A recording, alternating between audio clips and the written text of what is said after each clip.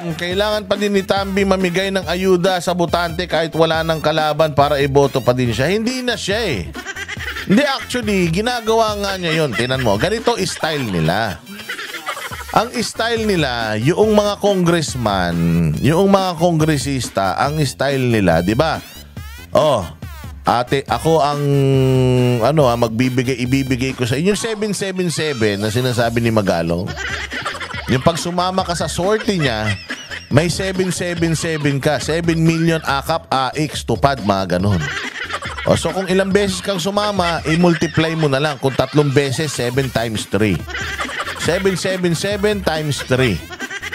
O, so ganun karami. So 7, 14, 7 million, 7 million. So that's what? 14, 8, 7, 4, 21 million. 21 million, isang sama. Tatlong sama, 21 million times 3. Ganon. Tapos ang mechanics, mga bossing, kapag ikaw congressman ka, namigay ka ng ayuda sa distrito mo, kailangan babanggitin mo na itong perang ito galing kay Romualdez ito. Itong perang ito, itong akap na to, si Romualdez ito. Ganon sila. Oo, mga bossing. Kasi nga, in preparation, pine-prepare na nila si Tambaloslos, pine-prepare na nila sa 2028. Kita mo, eto si Zaldico, nagpa-interview nung nakaraan. Sino ang binabati niya? O, ang na-interview niya ha, pero ang bukang bibig niya sino? Si Romualdez. Si Romualdez ang bukang bibig niya at sinasabi daw na magiging magaling na presidente. Ganun na ang galawan ng mga congressman ngayon. Congressman na ang nangangampanya kada distrito nila para kay Romualdez.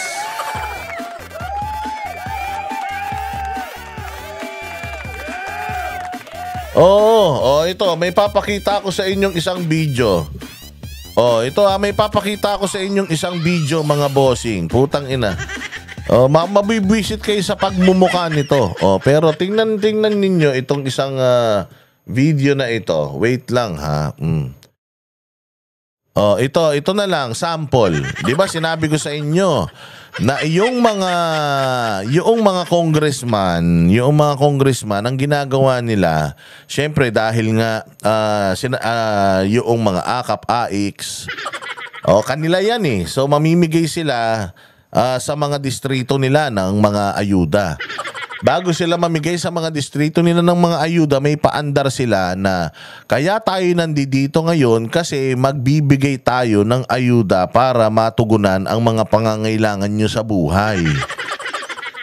At alam nyo ba na itong tatanggapin ninyo? Alam nyo kung kanino galing ito? Kay Romualdez. Puro Romualdez yun. Tapos mukha ng Romualdez nandun, tingog. Si Bongbong Marcos. So palalabasin nila na yung pera na yan, hindi posible wala kayong matatanggap kung hindi dahil sa mga Romualdez. Kung hindi dahil sa mga Marcos, wala kayong matatanggap.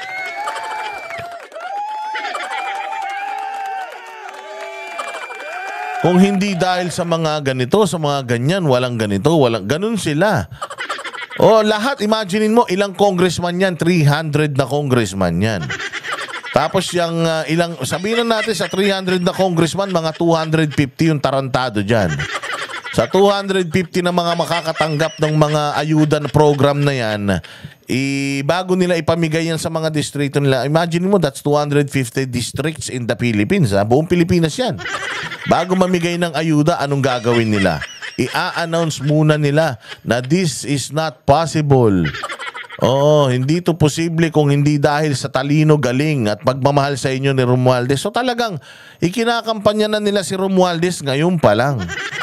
Tingnan ninyo. Etong etong video na to. Dahil ni Speaker. Kaya may akap dahil ni Speaker. Kaya may tupad dahil ni Speaker. Sa panahon ni President Bongbong Marcos, sa panahon ni Speaker Martin Romualdez, correct me if I'm wrong, bumaha at bumagyon mapadala sa vote buying. Bumaha at bumagyo ng ayuda. According doon sa sa abogadong congresswoman na mukhang kuyukot diyan sa Batangas. Sabi niya dahil sa mga putang inang mga boss niya, bumaha ng ayuda sa Pilipinas. Hindi ba? So ganun ang pinalalabas nila. Imagine this is just one congressman. Imagine mo lahat ng congressman ganito ang binubuga sa mga nila. Ganito ang ibinubuga sa nila sa mga distrito at probinsya nila. Imagine mo yung tumatatak sa isip ng tao. Tingnan mo kalaban natin. Hindi ba? Ito lang lagi ninyong tatandaan mga Duterte supporters at mga nagmamahal sa bayang Pilipinas. Hindi na lang yung mga sumusuporta sa Duterte. Yung mga nagmamahal na lang sa bayang Pilipinas. Itong tatandaan ninyo. Tayo, sinisita natin lahat ng kahayupan sa gobyerno, makukulong pa tayo, madidimanda pa tayo, wala naman tayong kinikita rito. Pagmamahal lang sa bayan yung ating puhunan. Tapos itong mga hayop na mga kalaban natin, may mga makinarya. Ano ang makinarya nila? Itong mga congressman. Kasi itong mga to, nakababa yan sa ground. So itong mga congressman na to, binigyan nila ng mga pera para ipangalandakan sa mga probinsya nila na ang tagapagligtas ay ang mga satanas na mga Marcos at Romualdez.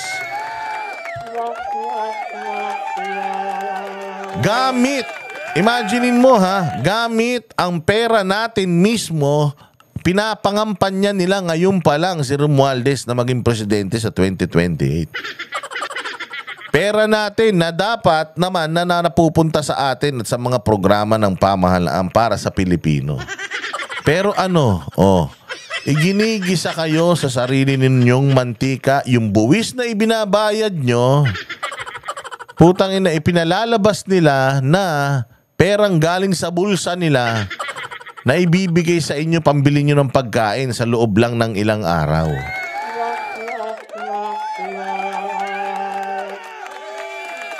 Diba? Kaya ang sabi ni BP Sara, ang vote buying ngayon, illegal na, hindi na illegal.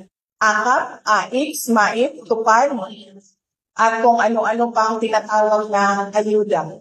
Yan daw ang form of vote buying ngayon. Again the election is 2028 pa talaga.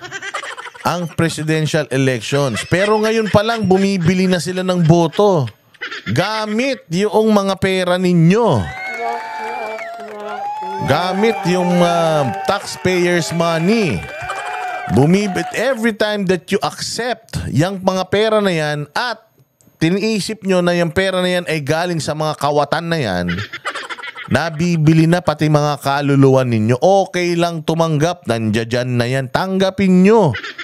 Pero wag ninyong iisipin na utang na loob nyo yan sa kanila dahil pera nyo yan. Ano sinasabi ni BP Sara? Legal na ang vote buying ngayon in the guise of AKAP, AX, tupad, MAIPS. Yung sinasabi niya. Nagiging legal ang vote buying. Bakit nagiging legal ang vote buying? Dahil kontrolado siya ng mga politiko ngayon. Meron silang kota-kota sa pamimigay ng ayuda. So yan yung sinasabi ko. Yan yung proof ko. Nagiging legal na ang vote buying na tinatago sa pangalang ayuda. Kaya may AX dahil ni Speaker. Kaya may AKAP dahil ni Speaker. Kaya may tupad dahil ni Speaker. Sa panahon ni President Bongbong Marcos, sa panahon ni Speaker Martin Romualdez, correct me if I'm wrong, bumaha at... Totoo. Sa panahon ni Bongbong, sa panahon ni Martin, bumaha talaga. Bumaha. Totoo yan, ma'am. Bumaha talaga. Bumaha ng kahayupan. Putang ina ninyo. Bumaha literal. Bumaha ng tubig. Bumaha ng ulan, bagyo. Bumaha ng kademonyohan, kahayupan. Oo, totoo yan. Sa panahon ni Bongbong Marcos lang yan.